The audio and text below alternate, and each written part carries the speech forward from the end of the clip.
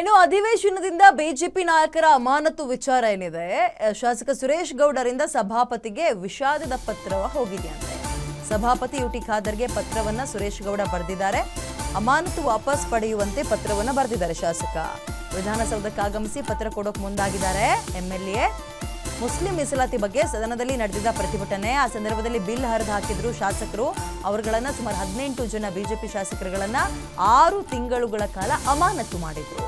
ಅದಕ್ಕೆ ಸಭಾಪತಿಗಳು ಅಂದ್ರೆ ಸ್ಪೀಕರ್ ಹೇಳಿದ್ರು ಏನಂತ, ಖಾದರ್ ಅವರು ಬಂದು ಕ್ಷಮೆಯಾಚನೆ ಮಾಡಲಿ, ಆ ನಂತರ ನೋಡೋಣ, ಅವರು ನಮ್ಮ ಸ್ನೇಹಿತರೆ, ನಮ್ಮ ಬಂಧುಗಳೇ, ಅವ್ರ ಮೇಲೆ ಯಾವುದೇ ದ್ವೇಷ ಇಲ್ಲ, ಮನವಿ ಮಾಡಿಕೊಳ್ಳಿ, ಸರಿ ಮಾಡೋಣ ಅಂತ ಹೇಳಿದ್ರು. ಇದೀಗ ವಿಷಾದ ಪತ್ರವನ್ನು ಒದಗಿಸಿದಾರಂತೆ.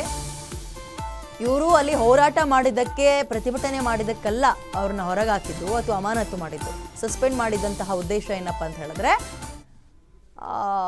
ಅವರ ವರ್ತನೆ, ಪೇಪರ್ನ ಹರಿದಾಕಿದ್ದು, ಆ ಬಿಲ್ನೆಲ್ಲ ಹರಿದಾಕಿದ್ದು, ಮತ್ತು ಖಾದರ್ ಅವ್ರ ಮೇಲೆ, ಸ್ಪೀಕರ್ ಮೇಲೆ, ಸಭಾಪತಿ ಕುರ್ಚಿಗಳ ಮೇಲೆ ಬಿಸಾಡಿದ್ದು, ಈ ರೀತಿಯ ವರ್ತನೆ ತೋರಿದ್ದಕ್ಕೆ ಅವ್ರನ್ನ ಸಸ್ಪೆಂಡ್ ಮಾಡಿದ್ರು. ಸುಮಾರು 18 ಜನ. ನೋಡಿ ಅಲ್ಲಿ ಏನೇನಾಯಿತು ಅನ್ನೋದನ್ನ ಬರೆದು ಕಳಿಸಿದ್ದಾರೆ. ನಮ್ಮ ಪ್ರತಿಭಟನೆ ತಮ್ಮ ವಿರುದ್ಧ ಇರಲಿಲ್ಲ ಅನ್ನೋದನ್ನ ಅತ್ಯಂತ ಪ್ರಾಮಾಣಿಕವಾಗಿ ನಾವು ಹೇಳೋಕೆ ಇಷ್ಟಪಡ್ತೀವಿ. ಮಾರ್ಚ್ 21ನೇ ತಾರೀಕು ವಿಧಾನಸಭೆಯಲ್ಲಿ ಹನಿ ಟ್ರ್ಯಾಪ್ ವಿಚಾರ ಚರ್ಚೆ ವಿಕೋಪಕ್ಕೆ ಹೋಗಿ ನಾವೆಲ್ಲ ಸಭಾಧ್ಯಕ್ಷರ ಪೀಠದ ಸುತ್ತ ನಿಂತುಕೊಂಡು ಪ್ರತಿಭಟನೆ ಮಾಡಿದ ನಿಮಿತ್ತ ನಾನೂ ಸೇರಿದಂತೆ 18 ಜನ 6 ತಿಂಗಳುಗಳ ಕಾಲ ಅಧಿವೇಶನದಿಂದ ಅಮಾನತು ಮಾಡಿದ್ರಿ. ಅವತ್ತೇನೇನಾಯಿತು ಮತ್ತು ನಮ್ಮ ತಪ್ಪಿದೆ ಇದರಲ್ಲಿ ಅಂತ ಹೇಳೋದ್ರ ಮುಖಾಂತರ ತಮ್ಮ ವಿಶ್ವಾಸಿ ಸುರೇಶ್ ಗೌಡ ಶಾಸಕರು ಒಂದು ಲೆಟರನ್ನು ತಗೊಂಡು ಖಾದರ್ ಅವ್ರನ್ನ ಭೇಟಿ ಮಾಡೋಕೆ ಹೋಗ್ತಾ ಇದ್ದಾರೆ. ಗೌರವಾನ್ವಿತ ಸಭಾಧ್ಯಕ್ಷರಿಗೆ ಬರೆದಿರುವಂತಹ ಪತ್ರ. ಮುಂದಕ್ಕೆ ಏನಾಗತ್ತೆ ನೋಡೋಣ. ಒಂದು ವೇಳೆ ಇದು ರಿಸೀವ್ ಆದರೆ ಫೈನ್, ಇಲ್ಲ ಅಂತ ಹೇಳಿದ್ರೆ ಈಗ ಮುಂಬರುವಂತಹ ಅಧಿವೇಶನಕ್ಕೂ ಇವ್ರು ವಿಧಾನಸಭೆಯ ಮೆಟ್ಲತ್ತಂಗಿಲ್ಲ, ಯಾವುದೇ ಸಭೆ ಕಲಾಪಗಳಲ್ಲಿ ಪಾಲ್ಗೊಳ್ಳುವಂತಿಲ್ಲ. ಚಳಿಗಾಲದ ಅಧಿವೇಶನ ಬೆಳಗಾವಿಲಿ ಬರುತ್ತೆ ನೋಡಿ, 6 ತಿಂಗಳಾದಮೇಲೆ ಅದಕ್ಕೆ ಅಟೆಂಡ್ ಆಗಬೇಕು. ಅಲ್ಲಿ ತನಕ ಕ್ಯಾರೇನೆ ಅನ್ನೋರಿಲ್ಲ ಇವ್ರನ್ನ. ಆ ಹಿನ್ನೆಲೆಯಲ್ಲಿ ಹೋಗಿದ್ದಾರೆ. ಈಗ ಇವರೊಬ್ಬರೇ ಯಾಕೆ ಹೋದ್ರು, ಎಲ್ಲರೂ ಕರ್ಕೊಂಡು ಹೋಗಬೇಕಿತ್ತು, ಒಟ್ಟಾಗಿ ಹೋಗಬೇಕಿತ್ತು. ಪೇಪರ್ ಹರಿಬೇಕಾದ್ರೆ, ಜಗಳ ಮಾಡಬೇಕಾದ್ರೂ ಒಗ್ಗಟ್ಟಾಗಿದ್ರಿ ತಾನೆ, ನಿಮ್ಮನ್ನು ಎತ್ತಿ ಹೊರಗೆ ಹಾಕಬೇಕಾದ್ರೂ ಒಗ್ಗಟ್ಟಾಗಿ ಹಾಕಿದ್ರು ತಾನೆ. ಹೋಗಿ ಎಲ್ಲರೂ ಒಟ್ಟಿಗೆ, ಒಬ್ಬೊಬ್ಬರೇ ಯಾಕೆ ಹೋಗ್ತಾ ಇದ್ದೀರಿ? ವಿಧಾನಸಭೆಯ ಪೀಠಕ್ಕೆ ಅಗೌರವ ತೋರಿದ್ರು ಅನ್ನೋ ನಿಟ್ಟಿನಲ್ಲಿ ಇವತ್ತು 18 ಬಿಜೆಪಿ ಶಾಸಕರನ್ನು ಅಮಾನತು ಮಾಡಿರುವಂಥದ್ದು. ಅದರಲ್ಲಿ ಸುರೇಶ್ ಗೌಡ ಸರ್ ಕೂಡ ಒಬ್ಬರು. ಸರ್, ಇವತ್ತು ವಿಷಾದವನ್ನು ವ್ಯಕ್ತಪಡಿಸಿ ಖಾದರ್ ಅವರಿಗೆ ಮನವಿ ಪತ್ರವನ್ನು ಕೊಟ್ಟಿದ್ದೀರಿ. ಹಿನ್ನೆಲೆ ಏನು ಸರ್, ಏನಂದ್ರು ಖಾದರ್? ಇಲ್ಲ, ಅವ್ರು ಸಿಗಲಿಲ್ಲ. ಅವ್ರ ಆಫೀಸ್ಗೆ ಲೆಟರ್ ಕಾಗದ ಕಳಿಸಿದ್ದೇನೆ, ನೋಡೋಣ ಏನು ಹೇಳ್ತಾರೆ ಅಂತ. ಯಾಕೆಂದರೆ ಪ್ರಜಾಪ್ರಭುತ್ವ ದೇಗುಲಗಳಿವು. ಉಭಯ ಸದನಗಳು, ಸಂಸತ್ತಿನ ಉಭಯ ಸದನಗಳು, ವಿಧಾನಮಂಡಲದ ಉಭಯ ಸದನಗಳು ದೇವಾಲಯಗಳಿದ್ದ ಹಾಗೆ. ಅದಕ್ಕೆ ಅಲ್ಲಿ ಅವ್ರಿಗೇನೋ ನೋವಾಗಿದೆ ಅಂತೇಳಿ ಖಾದರ್ ಅವರು ಬರೆದಿದ್ದಾರೆ. ನಾವು ಅವ್ರು ವೈಯಕ್ತಿಕವಾಗಿ ಹೋರಾಟ ಮಾಡಿದವರಲ್ಲ. ನಾವು ಇಶ್ಯೂ ಅಲ್ಲಿ ಅಂದರೆ ಒಬ್ಬ ಸಚಿವರು ಸೆಕ್ಸ್ ಕ್ಯಾಂಡ್ 48 ಜನ ಶಾಸಕರಿದೆ ಅಂತ ಹೇಳಿದಾಗ ಅದಕ್ಕೆ ನ್ಯಾಯ ಕೊಡಿ ಅಂತೇಳಿ ನಾವು ಹೋರಾಟ ಮಾಡಿದ್ದು. ಅದು ಕಾಂಗ್ರೆಸ್ಸಿನ ಆಂತರಿಕ ವಿಷಯ. ಅದು ಅಸೆಂಬ್ಲಿಲಿ ಯಾಕೆ ಬಂತು? ಅಸೆಂಬ್ಲಿಲಿ ಅವರು ಕಾಂಗ್ರೆಸ್ ಶಾಸಕಾಂಗ ಸಭೆಯಲ್ಲಿ ಹೇಳ್ಬೋದಾಯಿತು, ಕ್ಯಾಬಿನೆಟಲ್ಲಿ ಹೇಳ್ಬೋದಾಯಿತು, ಮುಖ್ಯಮಂತ್ರಿ ಹತ್ರ ಖುದ್ದಾಗಿ ಹೇಳ್ಬೋದಾಯಿತು. ಆದರೆ ಬಡ್ಜೆಟ್ ದಿನವೇ ಉತ್ತರ ಕೊಡೋ ದಿನವೇ ಇದನ್ನು ಯಾಕೆ ಕೇಳ್ತಿದ್ರು ಮುಖ್ಯಮಂತ್ರಿಗಳು? ವೆರಿ ಇಂಪಾರ್ಟೆಂಟ್ ಬಡ್ಜೆಟ್, ದೇಶದ ರಾಜ್ಯದ ಜನರಿಗೆ ಏನು ಸಂದೇಶ ಕಳಿಸ್ಬೇಕು ಅದನ್ನು ಕಳಿಸುವಂಥ ಒಂದು ಬಡ್ಜೆಟ್ ಬಗ್ಗೆ ಅವತ್ತು ಉತ್ತರ ಕೊಡೋದಿತ್ತು ಮುಖ್ಯಮಂತ್ರಿಗಳು. ಸುಮಾರು ಜನ ಮಾತಾಡಿದರು, ಒಂದು 50 ಜನ ಮಾತಾಡಿದರು ಆ ಬಡ್ಜೆಟ್ ಬಗ್ಗೆ. ಅಂಥದ್ರ ಬಗ್ಗೆ ಉತ್ತರ ಕೊಡೋ ಟೈಮಲ್ಲಿ ಇದನ್ನು ತಂದು ಇಡ್ತಾರೆ ಅಂದರೆ ಇದರಲ್ಲಿ ಬಡ್ಜೆಟ್ ಸರಿಗಿಲ್ಲ, ಜನ ಉಗಿತಾರೆ ಅನ್ನೋದು ಗೊತ್ತಿದ್ದು ಇದು ಮಾಡಿದ್ರ, ಇಲ್ಲ ಅಧಿಕಾರ ಹಸ್ತಾಂತರದ ಗೊಂದಲನ, ಇದು ಗೊತ್ತಿಲ್ಲ. ಯಾಕೆ 2.5 ವರ್ಷ ಆದಮೇಲೆ ನೆಕ್ಸ್ಟ್ ಮುಖ್ಯಮಂತ್ರಿ ಯಾರು ಅನ್ನೋದು ಇವತ್ತಿನ ಒಂದು $1,000 ಮಿಲಿಯನ್ ಕ್ವಶ್ಚನ್ ಆಗಿದೆ. ಅದು ಯಾವಾಗಲೂ ನೋಡ್ತಾ ಇರ್ತೇವೆ ನಾವು. ಡಿ.ಕೆ. ಶಿವಕುಮಾರ್ ಬೆಳಗಾವಿ ಅಧಿವೇಶನದಲ್ಲಿ ನಾನು ಮಂತ್ರಿ ಆದೆ ಅಂತ ಹೇಳಿದಂಥ ಹೇಳಿಕೆಗಳು ನೋಡಿದ್ರೆ, ಎಲ್ಲೋ ಒಂದು ಕಡೆ ಈ ಒಂದು ಹೇಳಿಕೆ ಬಂದ ಮೇಲೆ, ವೀರಪ್ಪ ಮೊಯ್ಲಿಯವರು ಹೇಳಿಕೆ ಬಂದ ಮೇಲೆ, ಡಿ.ಕೆ. ಶಿವಕುಮಾರ್ ಅವರು ಮುಖ್ಯಮಂತ್ರಿ ಆಗ್ತಾರೆ ಅಂತ ಹೇಳಿಕೆ ಬಂದ ಮೇಲೆ ಇವೆಲ್ಲವೂ ಪ್ರಾರಂಭ ಆಗಿದೆ. ಅದರಿಂದ ಇದು ನಾವು ಅವತ್ತಿನ ದಿನ 48 ಜನರ ಒಂದು ವಿಡಿಯೋ ಇದೆ, ಕಾರ್ಖಾನೆ ಇದೆ ಅಂತ ಹೇಳಿದಾಗ, ಇದು ಕರ್ನಾಟಕದಲ್ಲಿರುವಂಥ ನಾವು ಶಾಸಕರು 224 ಜನನೂ ಕೂಡ ಸಂಶಯ ಬರುವಂಥ ಒಂದು ವಿಷಯಗಳನ್ನು ಪ್ರಸ್ತಾಪ ಮಾಡೋದು. ಅದಕ್ಕೆ ನಾವು ಹೋರಾಟ ಮಾಡೋದು. ಏನಾಗಿದೆ, ಸತ್ಯ ಏನಿದೆ, ಅದಕ್ಕೆ ಹೋಮ್ ಮಿನಿಸ್ಟರ್ ಉತ್ತರ ಏನು ಬಂತು? ಕಂಪ್ಲೇಂಟ್ ಕೊಟ್ಟರೆ ತನಿಖೆ ಮಾಡ್ತೀನಿ ಅಂತ ಬಂದು ಸರ್ಕಾರದ ಸಚಿವರು ಹೇಳಿದಾಗ ಇಮಿಡಿಯೇಟಾಗಿ CBIಗೋ ಇಲ್ಲ ಲೋಕಾಯುಕ್ತಕ್ಕೋ ಕೊಡಬೇಕಾಯಿತು, ಎನ್ಕ್ವೈರಿ ಮಾಡಿರಿ ಅಂತ. ಅದು ಕೊಡೋದಲ್ಲೇ ಕಂಪ್ಲೇಂಟ್ ಬರಲಿ ಅಂತ ಹೇಳಿದ್ರೆ, ಇದೆಲ್ಲ ನೋಡಿದ್ರೆ ಮೇಲ್ನೋಟಕ್ಕೆ ಇದೇನೋ ಡ್ರಾಮಾ ಇದೆ ಇದರಲ್ಲಿ. ಸರ್, ಸಿದ್ದರಾಮಯ್ಯನವ್ರ ಕುರ್ಚಿ ಉಳಿಸೋರ ಇದೆಲ್ಲ ಆಗ್ತಿದೆಯಾ?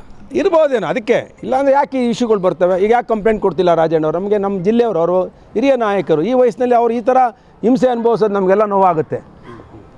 ಅದಕ್ಕೆ ಸಿದ್ದರಾಮಯ್ಯನವ್ರ ರಕ್ಷಣೆಗೆ ಬರಬೇಕು, ತನಿಖೆ ಮಾಡಬೇಕು ಅನ್ನೋದೇ ನಮ್ಮ ಆಗ್ರಹ. ಅದಕ್ಕೆ ನಾವು ಸ್ಪೀಕರ್ಗೆ ವಿನಂತಿ ಮಾಡಿದ್ವಿ. ನಿಮ್ಮ ವೈಯಕ್ತಿಕ ಇರಲಿಲ್ಲ, ನಮ್ಮದು ಪ್ರಜಾಪ್ರಭುತ್ವದಲ್ಲಿ ಇವೆಲ್ಲ ದೇವಾಲಯಗಳು, ಇಲ್ಲಿ ನ್ಯಾಯ ಸಿಕ್ಕಿಲ್ಲ, ನೀನೆಲ್ಲಿ ಸಿಗುತ್ತೆ? ಇಶ್ಯೂಗಳ ಆಧಾರಿತ ಮೇಲೆ ಮಾತಾಡೋದು ನಾವೇನು ಸ್ಪೀಕರ್ ವಿರುದ್ಧ ಇರಲಿಲ್ಲ ಅಥವಾ ಅಸೆಂಬ್ಲಿ ವಿರುದ್ಧ ಏನು ಮಾತಾಡಲಿಲ್ಲ. ನಮ್ಮ ಇದು ಏನಂತ ಅಂದರೆ, 48 ಜನದ ಸ್ಕ್ಯಾಮ್ ಬಂದಾಗ ತನಿಖೆ ಆಗಲಿಲ್ಲ, ಇದಕ್ಕೆ ಉಡಾಫೆ ಉತ್ತರ ಬಂತು ಅಂತ ನಾವು ಬಾವಿಯಲ್ಲಿ ನಿಂತಿದ್ದು. ಸ್ವಲ್ಪ ಮೇಲೋಗಿ ಸ್ವಲ್ಪ ಸಿಟ್ಟಲ್ಲಿ ತೋರಿಸಿರ್ಬೋದು, ಅವರ ಪೀಠದ ಮೇಲೆ ಹತ್ತಿರೋದು ತೋರಿಸಿರ್ಬೋದು, ಅದಕ್ಕೆ ಅವ್ರಿಗೆ ನೋವಾಗಿರ್ಬೋದು, ಅದಕ್ಕೆ ನಾವು ವಿಷಾದ ವ್ಯಕ್ತಪಡಿಸಿದ್ವಿ ಅಂತ ಹೇಳಿದ್ವಿ.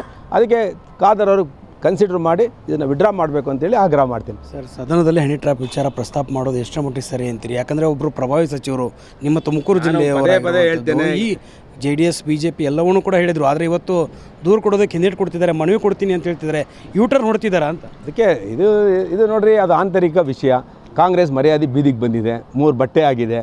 ಅದಕ್ಕೆ ಈಗ ರಾಜಣ್ಣವರು ಅದ್ಗತಿಯಲ್ಲಿ ಸಿಗಾಕೊಂಬಿಟ್ಟವ್ರೆ. ನಮ್ಮ ಜಿಲ್ಲೆಯವರು ಅವ್ರ ಪರ ನಾವು ನಿಂತ್ಕೋಬೇಕು, ಯಾರೇ ಇರಲಿ ನಮ್ಮ ಜಿಲ್ಲೆಯವರು ಅಂದಾಗ ನಾವು ಅವ್ರ ರಕ್ಷಣೆಗೆ ಬರಬೇಕು. ನಾನು ಅದಕ್ಕೆ ರಾಜಣ್ಣವ್ರಿಗೆ ವಿನಂತಿ ಮಾಡ್ತೇನೆ, ನೀವು ಧೈರ್ಯವಾಗಿ ಕಂಪ್ಲೇಂಟ್ ಕೊಡಿ. ರಾಜಕಾರಣದಲ್ಲಿ ಅಧಿಕಾರ ಶಾಶ್ವತ ಅಲ್ಲ. ನೀವು ಇಲ್ಲಿವರೆಗೂ ಧೈರ್ಯವಾಗಿ ಬಂದಂಥವ್ರು, ತಾಕತ್ತಾಗಿ ರಾಜಕಾರಣ ಮಾಡಿದಂಥವ್ರು, ನಿಮ್ಮಲ್ಲಿ ಭಾವನೆಗಳನ್ನು ನೇರವಾಗಿ ಹೇಳ್ದಂಥವ್ರು, ಹೈಕಮಾಂಡ್ಗೂ ಎದುರದಲ್ಲೇ ಕಚ್ಚೆ ಕಟ್ಟದಲ್ಲೇ ಇವತ್ತು ಧೈರ್ಯವಾಗಿ ಕೊಡಿ. ನೀವು ಯಾಕೆ ನಿಮ್ಮ ಹೋಮ್ ಮಿನಿಸ್ಟರ್ ಇದ್ದಾರಲ್ಲ, ನಿಮ್ಮ ಸಹಾಯಕ್ಕೆ ಬರ್ತಾರೆ. ಸರ್, ಇಲ್ಲಿ ರಾಜ್ಯದಲ್ಲಿ CM ಬಣ DKC ಬಣ ಅಂತ ಆಗ್ತಿದೆ. DKC ಬಣದಲ್ಲಿ ಕೆಲವು ನಾಯಕರು ಗುರ್ಸ್ಕೊಂಡ್ರೆ ರಾಜನ್ ಅವರು CM ಬಣದಲ್ಲಿದ್ದಾರೆ. ಇದೆಲ್ಲ ಪ್ರೀ ಪ್ಲ್ಯಾಂಡ? ನೋಡ್ರಿ, ಇದು ಕಾಂಗ್ರೆಸ್ಸಿನ 2 ಬಣಗಳಿದೆ, ವಲಸಿಗರು ಮೂಲ. ಈ 2 ಬಣದ ಯುದ್ಧ. ಯಾಕೆಂದರೆ ಸಿದ್ದರಾಮಯ್ಯನವರು 2006ರಲ್ಲಿ ಕಾಂಗ್ರೆಸ್ಸಿಗೆ ಸೇರಿದ್ರು, ಮಾನ್ಯ ಮುಖ್ಯಮಂತ್ರಿಗಳು ಸಿದ್ದರಾಮಯ್ಯನವರು. ಇವರು ಮಾನ್ಯ ಖರ್ಗೆ ಸಾಹೇಬರು, ವೀರಪ್ಪ ಮೊಯ್ಲಿ ಸಾಹೇಬರು ಮತ್ತು ಬೇರೆಯವರೆಲ್ಲ 1970s ರಾಜಕೀಯ ಪ್ರಾರಂಭ ಮಾಡಿದ್ರು. 50 ವರ್ಷ 60 ವರ್ಷ ರಾಜಕಾರಣ ಮಾಡಿ ಮಾನ್ಯ ಖರ್ಗೆ ಅವರು ಏನೂ ಆಗೋಕ್ಕಾಗಿಲ್ಲ. ಸಿದ್ದರಾಮಯ್ಯ 2006ರಲ್ಲಿ ಬಂದು 2 ಬಾರಿ ವಿರೋಧ ಪಕ್ಷದ ನಾಯಕರಾದರು, 2 ಬಾರಿ ಮುಖ್ಯಮಂತ್ರಿ ಆದರು. ಯಾರು ಬಿಡ್ತಾರೆ? ನಮ್ಮಲ್ಲಿ ಬಿಡ್ತೀವ? BJPಲಿ ವಿರೋಧಗಳು ಮಾಡೇ ಮಾಡ್ತಾರೆ. ಆ ಫೈಟಲ್ಲಿ ನಡೀತಿದೆ. ಮೂಲ ಕಾಂಗ್ರೆಸ್ಸಿಗರಿಗೆ ಅಧಿಕಾರ ಸಿಗಬೇಕು ಅಂತೇಳಿ ಕಾಂಗ್ರೆಸ್ನವರು ವೀರಪ್ಪ ಮೊಯ್ಲಿಯವರು ಹೇಳಿರೋದು ಮೇಲ್ನೋಟಕ್ಕೆ ಕಾಣುತ್ತೆ ನಮಗೆ. ಅದರಿಂದ ಈ ಯುದ್ಧಗಳು ಇರ್ತವೆ. ಇವೆಲ್ಲ ಯುದ್ಧಗಳ ಮಧ್ಯೆ ನಮಗೆ ಆಡಳಿತ ಸತ್ತೋಗಿದೆ. ಇಬ್ಬರ ನಡುವೆ ರಾಜನ್ ಅವರು ಬಡವರು ಆಗ್ತಿದ್ದಾರೆ. ರಾಜಣ್ಣವ್ರು ಇರಲಿ, ಕರ್ನಾಟಕದ ಜನ ಬಡವರು, ರೈತರು ಸತ್ತೋಗ್ಬಿಟ್ಟವ್ರಲ್ಲ, ಕರೆಂಟ್ ಇಲ್ಲ, ನೀರಿಲ್ಲ, ಕರ್ನಾಟಕದ ಜನ ಸತ್ತೋಗ್ಬಿಟ್ಟವ್ರಲ್ಲ. ಅದು ನಮಗೆ ಇವಾಗ ಚಿಂತೆ. ಅದಕ್ಕೆ ಆಕಾಶ ನೋಡ್ತಾವ್ರೆ ಜನ. ಅದಕ್ಕೆ ಇವರು ಹೊಡೆದಾಟ ಏನಾದ್ರು ಮಾಡ್ಕೊಳ್ಳಿ. ಇವರಿಗೆ ಮೆಜಾರಿಟಿ ಕೊಟ್ಟಿದ್ದೆ ತಪ್ಪಾಗೋಯ್ತು, 140 ಜನ. ಆ ಮೆಜಾರಿಟಿ ತಗೊಂಡು ಇವತ್ತು ಸವಾರಿ ಮಾಡ್ತಾವ್ರೆ ಕರ್ನಾಟಕ ಜನನ. ಒಂದು ಭಾಗ್ಯಗಳು ಕೊಟ್ಟು ಒಂದು ಅಭಿವೃದ್ಧಿ ಆಗಲಿಲ್ಲ. ಬಡವರು ಕೊಡಿ ಅಂತ ನಾನು ಹೇಳಿದ್ದೇನೆ, ಶ್ರೀಮಂತರಿಗೆ ತೆಗೆದುಬಿಡಿ ಅಂತ. ಅದನ್ನು ಮಾಡೋಕ್ಕೆ ಸಿದ್ದರಾಮಯ್ಯನವ್ರು ಸಿದ್ಧ ಇಲ್ಲ. ಅದರಿಂದ ಇದು ಖಾದರ್ ಅವರು ನಿಮ್ಮ ಒಂದು ಅನರ್ಹತೆಯನ್ನು ವಾಪಸ್ ಪಡೆಯೋ ವಿಶ್ವಾಸ ಇದೆ ನಿಮಗೆ? ಪ್ರಜಾಪ್ರಭುತ್ವದಲ್ಲಿ ನಂಬಿಕೆ ಇದೆ, ಖಾದರ್ ಮೇಲೆ ನಂಬಿಕೆ ಇದೆ. ಅಂದರೆ ಯಾವಾಗಲೂ ಅಷ್ಟೇ, ಏನಿದೆಯೋ ಅದನ್ನು ನಾವು ವಿಷಾದ ವ್ಯಕ್ತಪಡಿಸಿದ ಮೇಲೆ ಅಲ್ಲಿಗೆ ಕ್ಲೋಸ್ ಆಗುತ್ತೆ. ಸರ್, ನಿಮ್ಮ ಜನ 17 ಜನರ ಮಾಡಿದರು, BJP ಅವರು ಅಷ್ಟು ಗಲಾಟೆ ಮಾಡಿದರು, ಕಾಂಗ್ರೆಸ್ನವರು. ಅವ್ರ ಮೇಲೆ ಯಾವುದೇ ರೀತಿಯ ಕ್ರಮ ಇಲ್ಲ. ನೋಡಿ, ನನಗೆ ಅಲ್ಲಿ ಸುರೇಶ್ ಅವರು ಮಂತ್ರಿಗಳಾಗಿರೋರು, ಅವರು ಹೆಸರು, ರಂಗನಾಥ್ ಅವ್ರ ಹೆಸರು, ಸಾಕಷ್ಟು ಜನ ಅಲ್ಲಿ ಬಂದು ಗಲಾಟೆ ಮಾಡಿದ್ರು. ಅವ್ರ ಬಗ್ಗೆ ಏನೂ ಇಲ್ಲ. ಅದು ನಾನು ಏನು ಅದ್ರ ಬಗ್ಗೆ ಮಾತಾಡೋಲ್ಲ. ಧರ್ಮೇಗೌಡರು ಉಪಸಭಾಪತಿಗಳಾಗಿದ್ದವ್ರನ್ನೇ ಚೇರ್ ಸಮೇತ ಕಾಂಗ್ರೆಸ್ ಅವ್ರು ಎತ್ಕೊಂಬಂದು ಹಾಕಿದ್ರು. ಅವತ್ತು ಏನೂ ಮಾಡಲಿಲ್ಲ. ಪ್ರಜಾಪ್ರಭುತ್ವ ಗೌರವ ಇದೆ, ಅದು ಹೋರಾಟ ಹಂಗಿರ್ತವೆ, ಇಶ್ಯೂಗಳು ಹಂಗಿರ್ತವೆ. ಇಶ್ಯೂಗಳು ಯಾವ ಟೈಮಲ್ಲಿ ಹೆಂಗೆ ಟರ್ನ್ ಆಗ್ತವೆ ಅಂತ. ಅಂಥ ಸಂದರ್ಭದಲ್ಲೂ ನಮ್ಮ ಕರ್ನಾಟಕದಲ್ಲಿ ಇತಿಹಾಸದಲ್ಲಿ ಯಾರ ಮೇಲೂ ಕ್ರಮ ಆಗಿಲ್ಲ. ಅಂದರೆ ಖಾದರ್ಗೆ ಯಾಕೆ ಇದು ಬಂತೋ ಗೊತ್ತಿಲ್ಲ. ಯಾಕೆಂದರೆ 4% ಮುಸ್ಲಿಂ ಬಿಲ್ ಮಾಡಿದ್ರಲ್ಲ, ಅದ್ರ ಮೇಲೆ ಪ್ರೀತಿಗೆ ನಮ್ಮನ್ನು ಸಸ್ಪೆಂಡ್ ಮಾಡಿರ್ಬೋದು ಅಂತ ನನಗೆ ಅನಿಸುತ್ತೆ. ಆ ಥರ ಇಲ್ಲ. ಅವರು 100ಕ್ಕೆ 100 ಅವರು ಜಾತ್ಯತೀತವಾದಿಗಳು ಅಂತ ನನ್ನ ಅನಿಸಿಕೆ. ಆದರೆ ಇವರು ಯಾಕೆ ಈ ರೀತಿಯ ವರ್ತನೆ ಮಾಡಿದ್ರು? ಖಾದರ್ ಅವರು ಆ ಪೀಠದಲ್ಲಿ ಕೂತು ಮಾಡಬಾರ್ದಾಗಿತ್ತು. ಒಂದು ದಿನಕ್ಕೆ ಸಸ್ಪೆಂಡ್ ಮಾಡ್ಬೋದಾಯಿತು. ಆದರೆ 6 ತಿಂಗಳು ಮಾಡುವಂಥ ಹಕ್ಕು ಅವ್ರಿಗಿಲ್ಲ. ನಾವು ಚರ್ಚೆ ಮಾಡಿ ನಿರ್ಧಾರ ತೆಗೆದುಕೊಂಡಿದ್ದಾರೆ ಅಂತ 100ಕ್ಕೆ 100 CM ಅವರ ರಾಜಣ್ಣಗೆ ಮಾತಾಡೋಕ್ಕೆ ಅವಕಾಶ ಕೊಟ್ಟಿದೆ. ಮುಖ್ಯಮಂತ್ರಿ ಹೇಳಿದ್ದಾರೆ ಅಂತ ಹೇಳಿದ ಮೇಲೆ ಅನ್ನೋದು ನನ್ನೆಲ್ಲೋ ಮೇಲ್ನೋಟಕ್ಕೆ ಕಾಣಿಸ್ತಾ ಇದೆ. ಇನ್ನು ಎಲ್ಲವೂ ನಡೆಯೋದು ಮುಖ್ಯಮಂತ್ರಿ ಹಣದ ಪ್ರಕಾರ. ಅದಾಗಬಾರ್ದು. ಖಾದರ್ ಅವರು ಎಲ್ಲರೂ ಅವರು ನಾನ್ ಪೊಲಿಟಿಕಲ್ ಆರ್ಗನೈಜೇಷನಲ್ಲಿ ಕೂತಾಗ ಯಾವುದೇ ಪಕ್ಷಕ್ಕೆ ಸೇರಿದವರಲ್ಲ ಅವರು. ಅದರಿಂದ ಅವ್ರ ಮೇಲೆ ರಾಜನ್ ಅವರು ಅಬ್ಬರಿಸಿದರು ಸದನದಲ್ಲಿ. ಆದರೆ ಈಗ ಮನವಿ ಕೊಡ್ತಿದ್ದಾರೆ, ನಾನು ದೂರು ಕೊಡ್ತೀನಿ ಅಂತ ಹೇಳಿದವರು. ಇವತ್ತು ಇದ್ರ ಒತ್ತಡ ಏನಾದರೂ ಇದೆ? ಹೈಕಮಾಂಡ್ ನಾಯಕರ ಒತ್ತಡ, CM ಅವ್ರ ಒತ್ತಡ ಏನಾದರೂ ಇದೆಯಾ ಅನಿಸುತ್ತಾ ನಿಮಗೆ? ನೀವು ರಾಜಣ್ಣನ ಕೇಳಿ ನನ್ನ ಕೇಳಿದ್ರೆ ಅಲ್ಲ ಸರ್, ಯಾಕಂದರೆ ನೀವು ಅದೇ ಜಿಲ್ಲೆಯವರಾಗಿರೋದ್ರಿಂದ ಏನಾಗಿದೆ ಅನ್ನೋ ನಿಮ್ಗೆ ಗೊತ್ತಿಲ್ಲ. Good friend is my good friend, we are all with him. Sir, ಹೋರಾಟ ಮಾಡಿದರೆ ಅವ್ರು ಹೋರಾಟ ಮಾಡಿದರೆ ನೀವೆಲ್ಲ ಬೆಂಬಲಕ್ಕೆ ನಿಲ್ತೀರಿ? ರಾಜಣ್ಣವ್ರ ಪರ ಇಲ್ಲ, ನಾವು ಮಾತಾಡ್ತಾನೆ ಇರಲಿಲ್ಲ. ನಾವು ಹನಿ ಟ್ರ್ಯಾಪ್ ಹೋರಾಟಕ್ಕೆ ಸರ್, ಹನಿ ಟ್ರ್ಯಾಪ್ ಹೋರಾಟದಲ್ಲಿ ನೈತಿಕವಾಗಿ ರಾಜಣ್ಣವ್ರ ಜೊತೆ ನಾವು ಇರ್ತೇವೆ. Thank you. ಇದಿಷ್ಟು ಶಾಸಕ ಸುರೇಶ್ ಗೌಡರ ಮಾತು. ಕ್ಯಾಮ್ರಾ ಪರ್ಸನ್ ಪವನ್ ಜೊತೆ ದುರ್ಗೇಶ್ ನಾಯಕ, ಗ್ಯಾರಂಟಿ ನ್ಯೂಸ್, ಬೆಂಗಳೂರು.